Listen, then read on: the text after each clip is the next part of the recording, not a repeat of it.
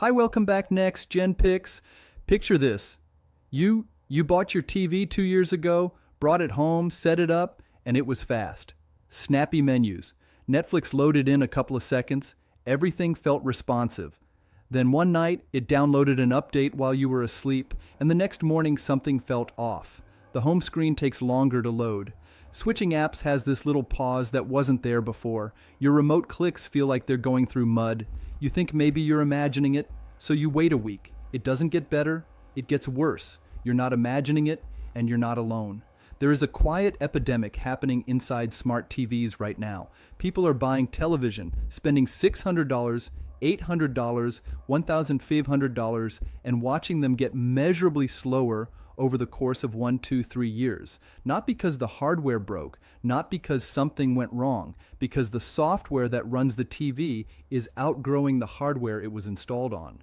And in some cases, the updates meant to improve your TV are the exact thing making it sluggish. Today, we're breaking down exactly why this happens, which brands are the worst offenders, what you can actually do about it, and what to look for the next time you buy a TV so you don't end up trapped in the same situation. Let's start with why this happens at all, because the explanation is surprisingly simple once you understand what a modern smart TV actually is. Your smart TV is not really a TV anymore. It's a computer that happens to have a screen attached to it. It runs a full operating system. Samsung runs Tizen, LG runs WebOS, Vizio runs SmartCast, and plenty of budget brands run Google TV or Android TV. It has a processor, RAM, and internal storage. Yeah, just like the laptop you're probably watching this on. Here's the problem. TV manufacturers want to hit price points that sell. A 55-inch 4K TV at $499 sounds great, but to get there, they're cutting corners on internal hardware, specifically on the processor speed, how much RAM the TV has, and how much storage it ships with. A lot of budget and mid-range smart TVs ship with somewhere between 1.5 and 2.5 gigabyte of RAM. For comparison, your smartphone probably has 6 to 12 gigabytes, and your phone needs to run far fewer things simultaneously than a TV trying to juggle a streaming app, a home screen, background processes, and a software update all at once. Now add in the fact that apps like Netflix, YouTube, and Disney Plus are not static. They update constantly. Every time Netflix updates their app, it gets a little bigger, a little more complex, requires a little more processing power. The TV's hardware stays the same. The software demands keep growing, and at some point, usually somewhere between 18 months and 3 years in, the gap between what the TV can handle and what the software is asking for becomes noticeable every single time you pick up the remote. One owner described it on a tech forum like this: bought a Samsung Crystal UHD in 2022. For the first year, it was fine. Then the updates came and YouTube takes forever to open. The home menu stutters, and there's always this delay after I press a button. It's become a source of daily frustration. That's not a fluke. That's the business model. Now here's where the update problem specifically comes in, because the slowdown isn't always gradual. Sometimes a single firmware update is the cliff. According to reporting from Android Police, smart TV updates can cause a staggering range of problems, and the list goes well beyond simple slowdowns. After a bad update, owners have reported everything from completely bricked TVs that won't power onto boot loops, where the TV starts up and immediately restarts over and over, to frozen logos sitting on a black screen. The more common complaints are a slow and laggy interface, crashes when launching apps like Netflix or YouTube, and washed out picture settings getting reset to factory defaults. Some people even reported that their picture actually looked worse after the update. Colors faded, motion smoothing turned on without permission, HDR behavior changed, an update shipped, and the TV became a worse television. Here's what makes this particularly aggravating. You usually can't refuse these updates. Most smart TVs have automatic updates turned on by default. The TV waits until you're not using it, downloads the update overnight, installs it, and restarts. You wake up to a different TV than the one you went to sleep with. And if that update went badly, your only official recourse is to call customer support, sit on hold, and hear someone read you a script about restarting the TV. A Samsung owner shared this on the Samsung Community Forum. Got my Samsung Crystal UHD CU700C. It asked me to update, and I did. After the update, the menu looked better, but everything got laggy. YouTube, the Xbox app, everything. Why is this happening, and is there any resolution? Samsung's official support response was to clear the cache and restart the TV. That's the answer, clear the cache. Let's talk about the RAM and storage situation more specifically because this is where the real design flaw lives. Most budget and mid-range smart TVs. The ones filling the shelves at Walmart and Costco in the $300 to $700 range ship with just enough hardware to feel fast during the first few months. That's not an accident, as one analyst put it after testing dozens of Android TV devices. Manufacturers prioritize price over longevity, and most Google TV sets ship with just enough hardware to feel snappy during the initial setup period. Sadly, even review cycles can't account for what happens 18 months later when the apps have grown and the cache is full. Here's what cache buildup actually means in plain English. Every time you open Netflix, the app stores temporary data on your TV's internal storage to help it load faster next time. That's called a cache. Over time, those cached files pile up across every app you use.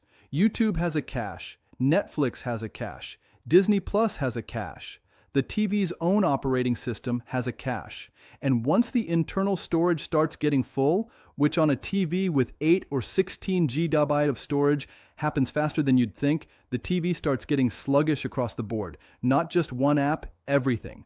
What makes it worse is that on LG's WebOS TVs specifically, there's a feature called Quick Start Plus that keeps the TV's last session running in memory, even when you think you've turned it off. It's designed to make the TV start faster, but after weeks or months, it ends up keeping old, stale background processes alive, which chews through the limited RAM and makes the home screen feel slow and unresponsive. Users on LG forums describe this exact pattern. The TV gradually feels like it's getting slower over time, even without a specific update to blame. One LG owner in a forum thread summed it up this way. My LG OLED home screen is laggy. Settings takes forever to open. Netflix freezes. I see a message that says, free up more memory on a $1,500 television. This is embarrassing. And get this, the problem is even worse on budget Android TV sets, which have become extremely popular because they're cheap and available everywhere. The Android TV and Google TV platform has expanded rapidly, and it's now found in hundreds of TV models, from brands like TCL, Heinz, Philips, and a range of off-brand televisions you'll find at Walmart for $229. The problem is that as Google TV has added new features and background processes over the years, the limited processors, RAM, and storage in these budget TVs have created what one reviewer called a major bottleneck. Basic tasks become a struggle. The TV was designed to handle the software as it existed when it shipped. It was never designed to handle where the software would be 2 years later. And here's the part that should genuinely make you angry. The TV manufacturers know this. They know the hardware spec they're putting in.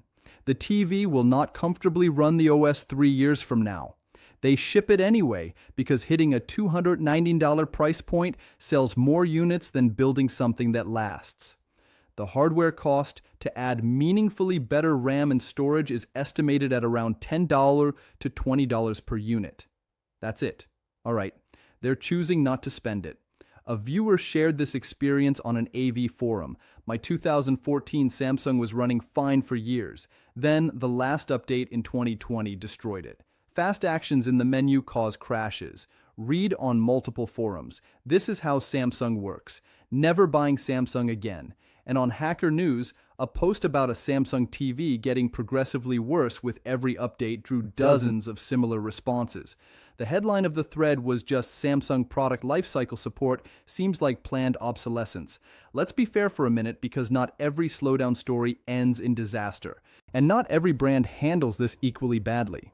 The best smart TV platforms right now in terms of long-term performance are Roku and Amazon Fire TV. Not because the hardware inside Roku TVs is dramatically better, but because the software is leaner. Roku's operating system is purpose-built to be lightweight. It doesn't try to do as much as Samsung's Tizen or LG's WebOS. That restraint is actually a feature. Roku TVs tend to stay responsive longer than their Samsung and LG equivalents because the OS isn't constantly expanding. Hisense's Google TV sets, models like the Hisense U6 series around $400 to $500, have received generally decent long-term performance reviews, particularly compared to cheaper Android TV devices. They ship with slightly more capable processors than rock-bottom budget brands. Not immune to slowdown, but better equipped to handle it. TCL's Roku TV lineup is worth calling out positively here. The TCL 4 Series and 5 Series Roku TVs in the $280 to $450 range have been consistently praised for staying fast over time. The TCL 55S455, for instance, has a strong track record for responsive performance well into its second and third year of use. That's directly attributable to Roku's lightweight OS. Samsung's higher-end sets, the Neo QLED QN85 and above, ship with more powerful processors and more RAM than their budget Crystal UHD line, which is where most of the worst complaints originate. If you're buying Samsung, the Crystal UHD line is where you're most likely to run into performance problems 18 months in. The Crystal UHDs at $429 to $590 at Best Buy are consistently where the My TV got slow after an update threads live online. Here's a question a lot of people ask once they realize their TV has slowed down. Is there actually anything I can do, or do I just need to buy a new TV? The honest answer is, some things help. None of them fully fix it, and none of them should be necessary on a TV you paid good money for. The most effective thing you can do is a full power cycle. Not just pressing the power button on the remote, but actually unplugging the TV from the wall for a full 60 seconds. This forces a complete memory flush and clears whatever background processes have been sitting in RAM since the last time it fully restarted. For a lot of people, this provides noticeable improvement, at least temporarily. Think of it like rebooting a computer that hasn't been restarted in 2 months. After the power cycle, go into your TV's settings and clear the app cache for your most used apps. On Samsung, it's Settings, Support, Device Care, Manage Storage. On LG, it's Settings, General, System, Additional Settings. It takes about 5 minutes and can meaningfully free up storage that's been filling up over time. Uninstall apps you're not using. This sounds obvious, but most people never do it. Every app installed on your TV is taking up storage space, even when you're not using it. And some of them are running background processes you didn't ask for. And if you're on LG, consider turning off Quick Start Plus. Go to Settings, General, Quick Start Plus, and switch it off. Your TV will take a few extra seconds to start up, but you'll often find the home screen and menus become more responsive because the TV isn't trying to maintain a stale session and limited RAM. One longtime TV owner described doing all of this on a forum. Unplugged my LG for a minute, cleared every app cache, turned off Quick Start Plus, uninstalled 8 apps I never use. The difference was real. Not like new, but usable again. I shouldn't have to do it maintenance on my television, but here we are. Here's the harder truth though. If your TV is 3 or 4 years old and running a CPU that was already barely adequate when it shipped, these fixes buy you time. They don't solve the root problem. The root problem is that the hardware was never designed to run the software it's being asked to run in 2025 and beyond. So, what do you do with this information when you're buying a TV? The single most important thing you can do is buy a TV with more RAM and processing power than you think you need today. You're not just buying a TV for right now. You're buying it for the Netflix app of 2028, which will be larger and more demanding than the Netflix app of today. Yeah, look for TVs that list at least 2.5 GB of RAM in their specs. And honestly, aim for models advertising 3 GB or more if budget allows.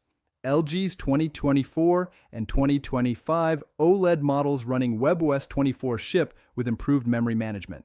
Samsung's QN85B, Neo QLED, and above have better processors than the Crystal UHD line. If you're looking at a $350 to $500 price range, TCL's Roku TV models hold up better over time than equivalent-priced Google TV sets from lesser-known brands. And if you want to completely sidestep the built-in smart TV problem, this is a real option that more people should consider. Buy a dumb TV or a basic panel, and add a Roku Streaming Stick Plus at $39 or an Amazon Fire TV Stick 4K at $49. That external stick is its own dedicated computer running its own software. When it gets slow in 3 years, you replace the $40 stick and not the $800 TV. It's the difference between replacing the battery in your smoke detector and replacing the entire ceiling. A Costco shopper shared this approach, bought a 65-in non-smart 4K panel for $479, added a Fire Stick. Total cost similar to a smart TV at that size. 2 years later, my Fire Stick still runs fine, and my friend's smart TV from the same year is crawling. I can upgrade the stick for $50 when needed. He needs a new TV. Here's the bottom line. Smart TV manufacturers are selling you a computer with a screen and charging you computer prices for it, then putting budget smartphone hardware inside and hoping you don't notice until the warranty is up. The slowdown you're experiencing after an update isn't bad luck. It's the predictable result of hardware that was designed to be adequate on day 1, not reliable in year 3. The fixes we covered: power cycling, clearing cache, uninstalling unused apps, turning off Quick Start Plus on LG, those are worth trying. They help. But the real protection is at the point of purchase. Buying from brands with stronger processors or sidestepping the built-in OS entirely with an external stick. So, here's my question for the comments. Has your smart TV noticeably slowed down since you bought it? And do you remember if it got worse after a specific update? I want to know how many of you have gone through exactly this. Bought a TV, watched it get slower, and figured it was just getting old because it wasn't getting old. It was getting outgrown. If you want to know what's actually going on inside the tech you're spending money on before you buy it, subscribing to this channel is how you stay ahead of that. We cover the stuff that doesn't make it into the marketing brochure. Thanks for watching the NextGen Picks.